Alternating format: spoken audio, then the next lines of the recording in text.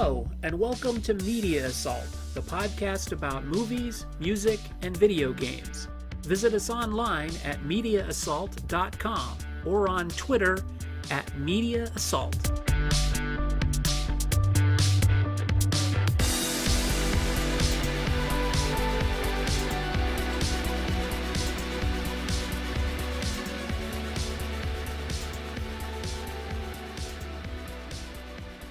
Hello, this is Media Assault, the podcast about movies, music, and video games. My name is Sean, and it is Movie Week.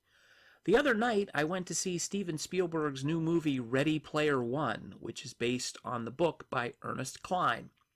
I read the book a few years ago, and I enjoyed it quite a bit. The way that it fused a ton of 1980s pulp culture references into a basic science fiction story was both interesting and enjoyable. It wasn't the most original story that I'd ever read, but it was a lot of fun to discover how the different pieces of movie, television, and video game nostalgia were sprinkled throughout the story. When I heard that Steven Spielberg was going to direct the movie adaptation, I was impressed with the choice. I thought he might be the perfect director for this project, especially since he had directed some of the movies that were referenced in the book. And of course, he improved a little book named Jaws and made one of the best movies of all time. And just like Jaws, the screenplay of Ready Player One was co-written by the author of the source material, so I expected that any changes that would be made for clarity, time, or simple improvement. Of course, movie making isn't quite that simplistic, and things don't quite work that way, but I could hope. The story takes place in the near future of 2045, where a virtual reality service called the Oasis has become the main way for people to escape the drudgery of everyday life. In the Oasis, a person can become whatever they want to be, do whatever they want to do, and realize any dream they desire as long as they have enough in credits to do so.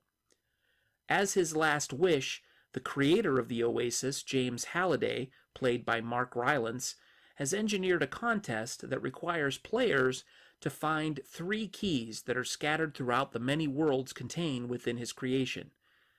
The first person to find all 3 keys would not only get bragging rights, but would also assume control of the Oasis and its parent company.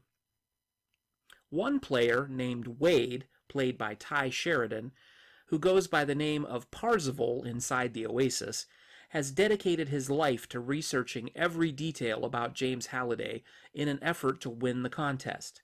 Since Halliday grew up in the 1980s, Wade and his friends have immersed themselves in 1980s pop culture to unearth clues to the possible whereabouts of the keys. Competing against Wade and his friends are millions of other players and a man named Sorrento, played by Bloodline's Ben Mendelsohn. Sorrento happens to run IOI, a company who wants to assume control of the Oasis and heavily commercialize its content. Sorrento has employed indentured servants of a sort called Sixers who can pay off their debts by helping him find the keys in the virtual reality world. Wade has become something of an expert on Halliday by constantly looking for clues in the journals, which are a collection of Halliday's memories housed in the Oasis. As a result, Wade knows every movie, video game, and television show that Halliday has ever ingested. Plus, he can also watch moments from Halliday's life, which have been cobbled together from security cameras and other footage. Along the way, Wade meets Artemis, a girl avatar played by Olivia Cooke from TV's Bates Motel. Artemis may or may not be a girl in real life, although if you've paid any attention to the marketing for Ready Player One, that's not a spoiler.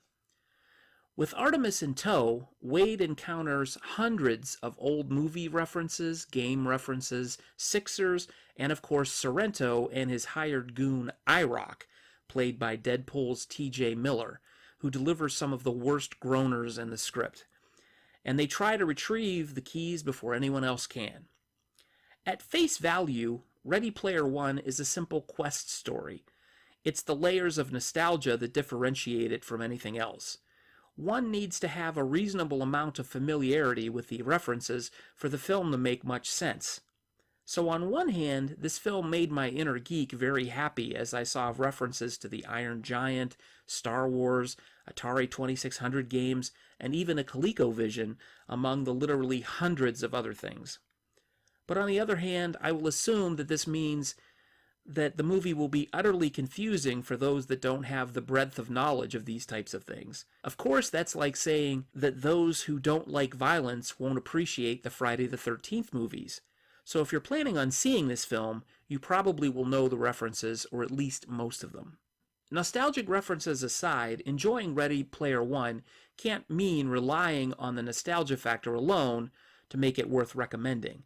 Unfortunately, that's one of the few things the movie has going for it. The story has been heavily reworked from the book's version. The result feels a little too simplistic and rushed, even though the film itself is over 2 hours and 15 minutes long. The script also relies on heavy doses of exposition to get audiences up to speed on what's going on and to recap events throughout the film. The action sequences are, for the most part, chaotic and so busy that it's hard to follow what's happening a lot of the time. Of course, that might be because I spent a lot of time just looking around the screen trying to pinpoint characters from other films, and I may have not focused as much as I should have on the main characters.